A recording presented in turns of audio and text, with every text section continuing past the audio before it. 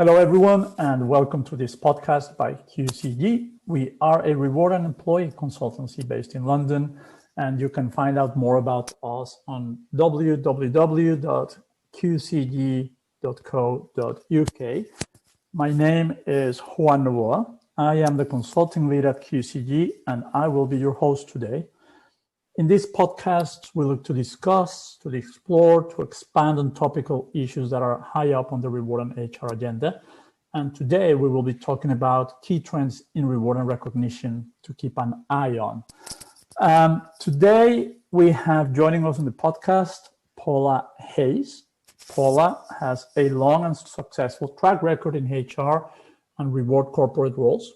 She recently decided to start her own HR consultancy, and we are very lucky to have Paula as an associate at QCG too. Hello, Paula, welcome. Morning, Juan. Thank you very much. Thank you for the introduction. Well, good. How have you been? Good weekend? Very good, thank you. Yes, enjoying the sunshine and the warmer weather and being able to go and meet people outside for the first time. Brilliant, and I think we are all very happy, and we are all braving the cold in the evenings. So shall we just jump into it then? Yes, of course, go ahead. Good. So the idea for this podcast came from an article we wrote earlier in the year about what are the main things to look out for in reward and recognition this year. And we are picking on those topics, and I think we are going to benefit from Paula's experience and her still looking at these things with fresh eyes from her corporate view, but also with the benefit of a new independent view. And we are really looking forward to hearing Paula's opinions. And the first topic we want to look at today is well-being. And well-being has clearly been front and center of the HR agenda during the pandemic. There is a lot of activity in this space. You could even argue in some organizations, everything else has been put on hold, and well-being has been the center of work at HR. So, Paula, when it comes to well-being, where do you see organizations focusing most? Thanks, Juan. It's a really important area, and one I think has become increasingly important in terms of prominence. It was quite peripheral before the pandemic. People were doing things on well-being, but a lot of the times it was disjointed or separate to other things. Now it's become front and central. So to me, actually, an integrated approach to well-being is probably the most important part of it. How does it impact on all of the other relationships you have at work? If somebody's bringing their whole self to work and trying to do their best, what can you do to create that environment to help them do their best? And that's their mental and physical well-being. Often the two are separated, and now we're looking at things in a much more joined up way. So I think having that as part of your strategy on your people strategy, how do you help people manage their well-being and make it personal? So not everything works for everybody. People are individuals. So know your people, know what helps them, and work out what will help them to deliver their best, and then give them the support that they need. That's some very good ideas, Paula, there. And picked up on two things, really. The first one, two works that stood out for me in terms of how you describe the approach pre-pandemic, where peripheral and disjointed. And I think those two things really resonate. The peripheral bit in terms of it being, I think it described as it being a big HR topic, but I don't think it had really found the attention it deserved at the C-level. And with the pandemic, it really got more attention. And the disjointed one, I think, is a very powerful factor too, because when we looked at organizations and case studies of organizations that had experienced success with well-being, something that was a constant in all those organizations was an integrated, holistic approach, just as you suggest. So definitely spot on, and I think those are very important areas. The other factor there that I really picked up on is the personal aspect. And we've talked a lot about the personal side of things, the humanity of HR being very important during the pandemic, and that aspect of really understanding what it is that will make a difference for individuals and and transcending that barrier of the corporate and into the more personal, it's very important. So I think we're off to a very, very good start, Paula. Thank you for those ideas on well-being. We are going to look at the next topic, which is job evaluation. So for the reward community, job evaluation sometimes can trigger traumatic memories. You have your purists there, and it's always a constant in reward work. What has changed, I think, if you probably look at the past 20, maybe even 30 years, is the degree of attention that job evaluation has had. Job evaluation, it's a business practice, actually dates back to the early half of the 20th century, so it's not new by any means, but the level of attention and interest sort of changed over time, and I think we are on riding a wave of renewed interest in job evaluation. What's really struck me is that there's two sides to the job evaluation conversation these days. On the one hand, you have what you may call a return to basics, a return to first principles, getting to the very core purpose of your evaluation, making sure that the approach that you use gives you outcomes that you're comfortable defending and that can help you underpin fair and equitable reward structure. So you have that on the one hand. On the other hand, you find that the shortcomings of some approaches are becoming increasingly apparent. We've seen increased challenge in terms of the lack of transparency of some methodologies, the fact that they are described often as taking place in a black box, that they may be too academic or too complex, that they're not really relevant to the business. Anyway, so there's a whole suite of factors that seem to be challenging the conventional wisdom around job evaluation. So, Paula, against this backdrop, what do you think should be the priorities in the agenda when it comes to job evaluation? Thanks, Juan. And I think actually you've encapsulated some of the really core issues that are now surfacing around job evaluation. Most of the schemes that were designed are well over 50 or 60 years old. And they were designed for a workforce at that time. And things have moved on and they haven't really kept up with the changes in work, technology, and how we do things. They're quite remote from the type of work people do and what people relate to. So for me, I think one of the priorities is actually putting it back into the business as opposed to the domain for a small group of reward people who understand quite complex technical jargon. So making it accessible and something that can be managed as a business process rather than something that one or two people in reward understand. That, I think, also takes away some of the opportunities for bias with one or two people being involved in it or a very small group, but also means that the transparency naturally comes through and it can be operated along with any other business process and much more integrated into things like your recruitment and your resourcing, understanding what needs to go into a job description. So they aren't just for one purpose. They really support delivering business objectives. So I think there's a massive opportunity to make some really big strides forward in job evaluation, take away the mystery and the dark art element of it, and keep the core elements of it that make it work, but modernize it for today's workforce. I love that. I love that. And this is a podcast. You can't see me, but I was nodding along, agreeing with everything Paula was saying, because definitely spot on and clearly what job evaluation needs. I think if we were to put a headline to these messages, it'd probably be something that put it back into the business, almost give it back to the people. Obviously, this may upset some of the job evaluation purists who take pride in being the owners and full controllers of job evaluation. But I think that's absolutely right. In order to address many of the issues, it has to go back into the business. We have to be more open about job evaluation. And in doing so, I think we can actually create a bit of a virtuous cycle where there's more trust, more integrity in the outcomes, and is more relevant, which I think is what we're looking at.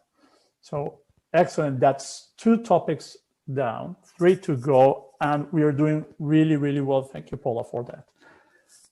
The next topic to cover today has to do with performance management. I'm going to make a bit of a shameless plug there. Actually, Paula and I are working on an article on this very subject. It should be published over the next few weeks, so look out for that. The reason being, it is very topical and probably unlike job evaluation or other areas where there's a very clear line of thought making its way, with performance management, there still seem to be quite a few things up in the air. Pre-pandemic, there was already a lot of noise around moving away from the conventional approach, the mid-year, end-of-year review, very strong, rigorous objectives into more fluid, better conversations, maybe more developmental aspects, all this. So change was already underway pre-pandemic. And then during the pandemic, that change accelerated, probably. But it also took on other nuances. I think this whole hybrid working, the blurring of lines between personal and business life, and all this, I think, had other new dimensions to the conversation around performance management.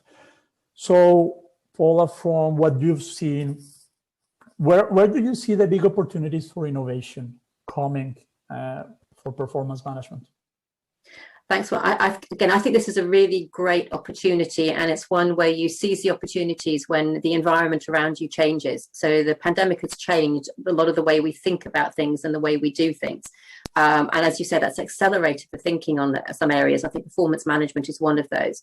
There's quite a lot of traditional performance management systems out there. And interestingly, when you talk about performance management, it's usually a negative thing. It's about somebody's performance being managed and making them do better, as opposed to focusing on how can they bring their best contribution to the business to improve the performance, their own performance, and therefore business performance. So flipping it on its head, going, what would enable that to happen? Looking at it like that, really complicated document-heavy systems are not really going to achieve that. They're going to create lots of bureaucracy that keep people very busy, but don't necessarily contribute to increasing business performance.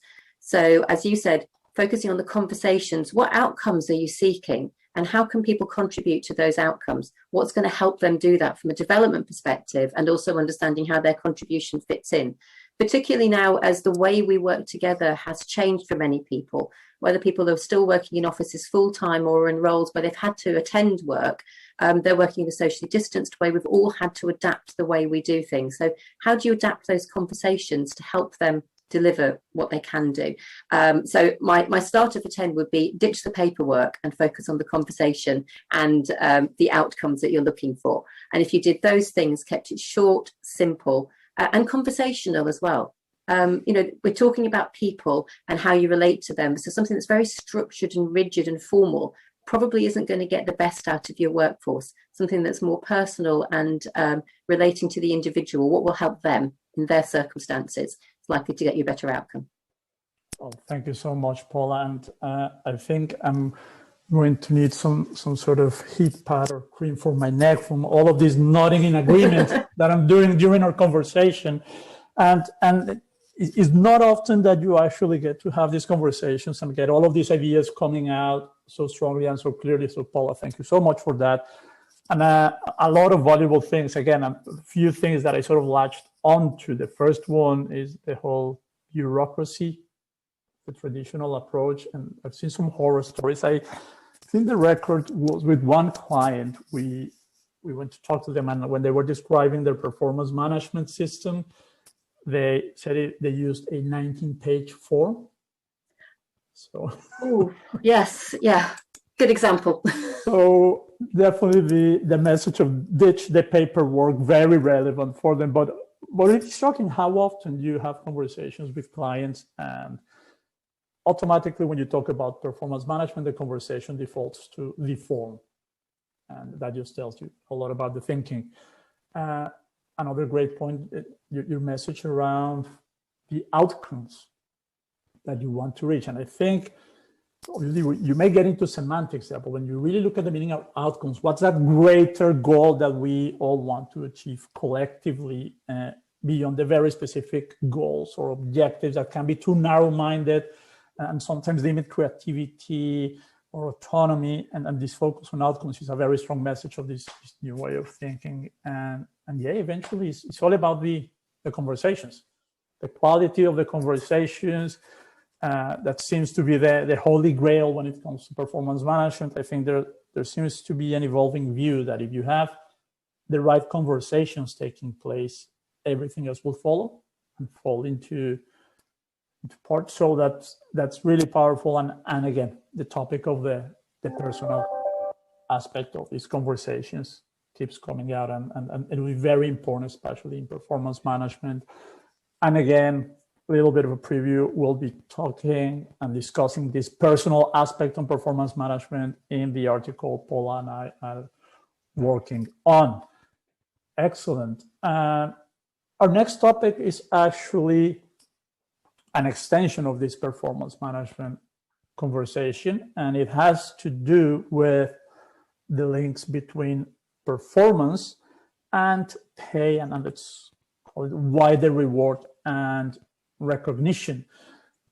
It's interesting how there seems to be this almost blind belief that pay drives performance, and it's almost a mantra in many organizations that pay drives performance, pay drives performance.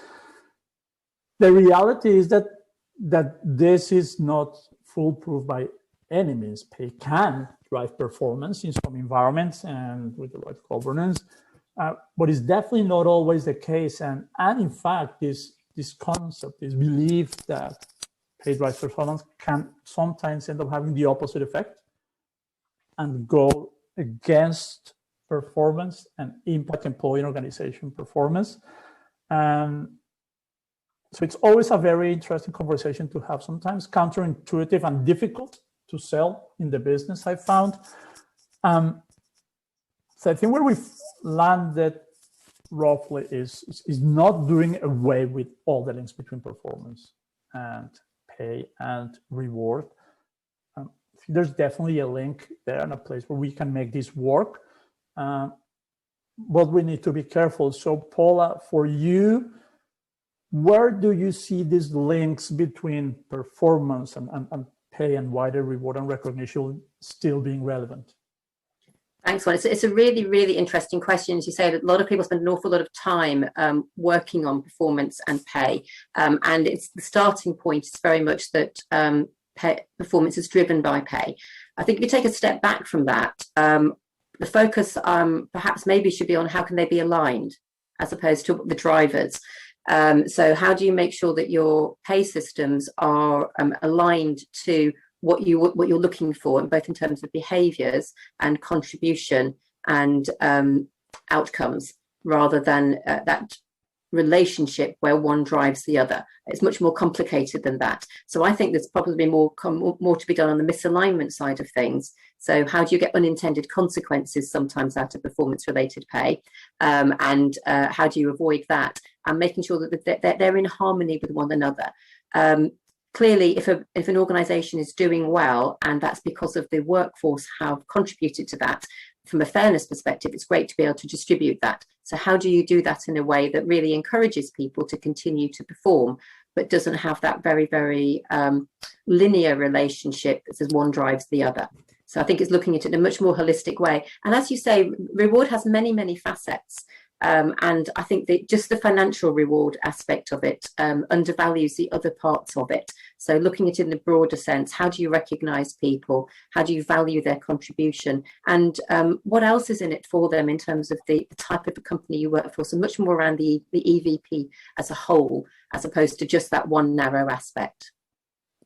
Oh, that's very good, Paula. Thank you so much. And again, I think it's definitely worth revisiting some of those comments that you made. I mean, it looks like I'm following the rule of threes here almost, because I have, again, another three. And if you hear some typing in the background, that's me actually making some notes of what Paula is saying. The first point definitely that focus on alignment. I really find it interesting what you said around it's not only contribution, not only goals, it's also behaviors. And one of the refreshing things that we've seen definitely is seeing more behavioral metrics and factors in performance management systems.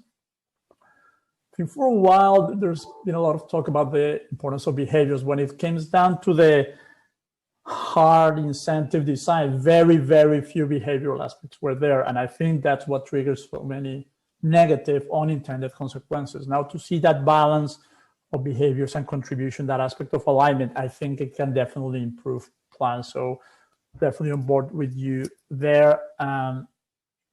Very interesting as well how you position this idea of moving away from this linear thinking, this almost formulaic approach to trigger performance and then link it to pay. I think obviously, especially in environments like sales commission and things like that, that may work, but that should not be the norm for performance-related pay. It is not linear by any means, and thinking about it more broadly can be really helpful.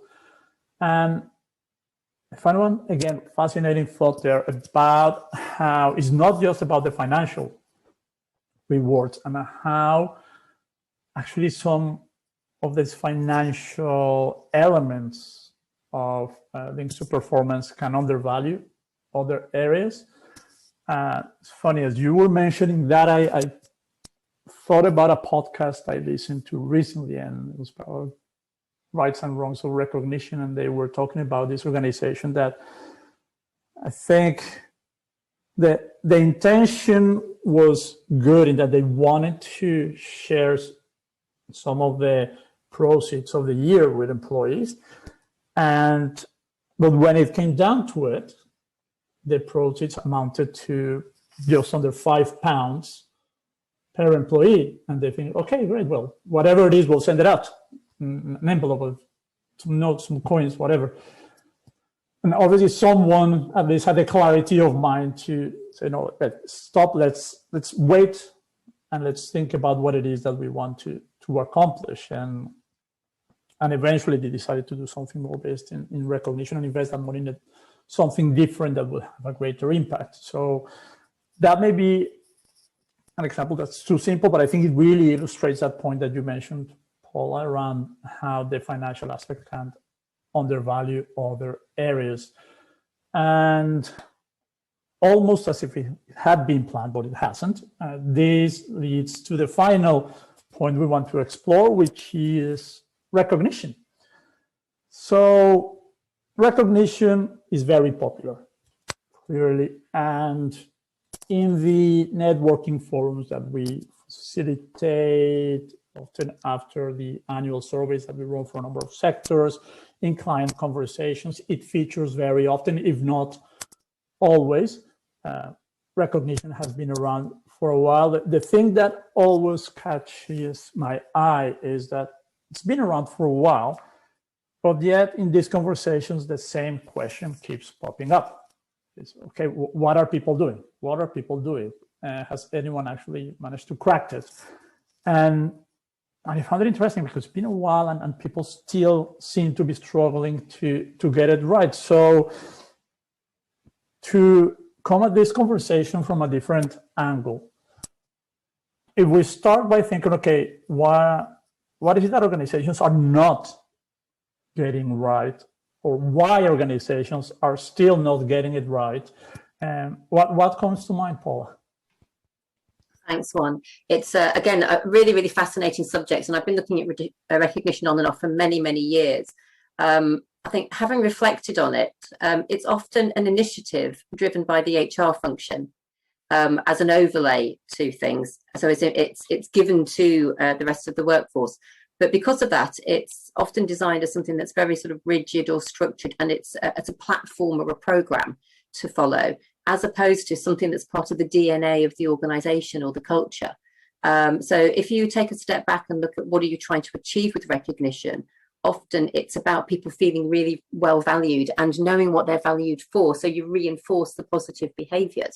And then when you look how recognition's applied, it often doesn't do it in that way. So it's formal schemes where you have award ceremonies, which do recognize people in a very public forum, but they're a long time after the event. So immediacy gets lost in that. So I think it's really going back to basics, as you say, and say, what are you trying to achieve with it? If you want people to feel valued who work around you, either peers or teams who work for you, how do you help them to do that? What are the things that would help? And that's more about the immediacy of it, the finding the ways for people to feel like they understand what they've done and what difference it's made. Those are much more informal ways of doing it. And then how does that blend with any more formal schemes you have that may have financial rewards with them, or large ceremonies, those sorts of things. So really taking a step back and understanding what it is that you want to achieve. All too often what I've seen is people go straight to the platform and look at the mechanics of it and the nuts and bolts of it, as opposed to the philosophy behind it. And what is it that you're really trying to do? And how does it integrate with the rest of the business? Not necessarily something for the domain of the reward professionals alone, but how does it fit with your management style, your culture, what you're trying to engender in behaviours as well? All of those things I think are really important influencing factors. Thank you so much, Paul. I think you may be in the wrong line of business. You should be in marketing, writing headlines or something like that, because you've actually captured so well a lot of the issues that we're seeing currently with recognition. And I'm going to take one main aspect of your comments that I really resonated with me, and that I think encapsulates all the other issues, which is organizations are failing to make recognition something that's part of the DNA of the organization. Is not part of the culture, is not embedded. So it's a lot of activity. There's HR driven, okay, there's the platforms, there's the WYSI technology, the vouchers and everything else. But the linkages to the culture and as you described it, I think it's no better way to describe it, DNA of the organization. I think that's where you find the biggest gaps. And if you think about the organizations that have made it work well, that's, I think, what they would have in common. They have made recognition a big part of the DNA. There's a clear philosophy, and then they look, okay, which are the platforms or the tools that are going to help us deliver this? But the philosophy is at the center of, and something very well thought out, and something that is authentic. And that's why often when we talk to clients about recognition, we say, okay, start off by taking a look at what's already happening organically, because that can give you some very strong clues as to how to start shaping your offering and your plans. So I think this idea of embedding it on the DNA is very powerful. I think clearly easier said than done, but it's definitely the right starting point. Thank you so much for that, Paula. We've covered all of the 5 topics that we wanted to cover. Anything else comes to mind that we haven't discussed that you think might be worth bringing up? I think this is one final point, actually, which, if I sort of encapsulate it, is kind of seize the opportunity at the moment. There's so many things that have happened that have been unexpected over the past 12 months, and it's changed the way that we do things and the way we think about things. So really think about how you can leverage some of those for your benefit for the future. So what are the positives that have happened, and how do you embed those so that they become how we do things around here? And I think in many businesses, there are lots and lots of different things that have happened. The HR function has been pivotal during the last 12 months in making things work for people. So have a think about what are those things that you've done, and how do you keep them? That's brilliant, Paula. And I think that's a great parting message for all of you listening. Seize the opportunity. And if you look at a very tactical level, the pandemic has opened a great opportunity to make progress on many of these areas, has given more attention and more weight to HR in a way. So I think the opportunity is definitely there to be seized. So that's a great message to close today. Thank you so much, Paula. That was really helpful and hopefully not very painful.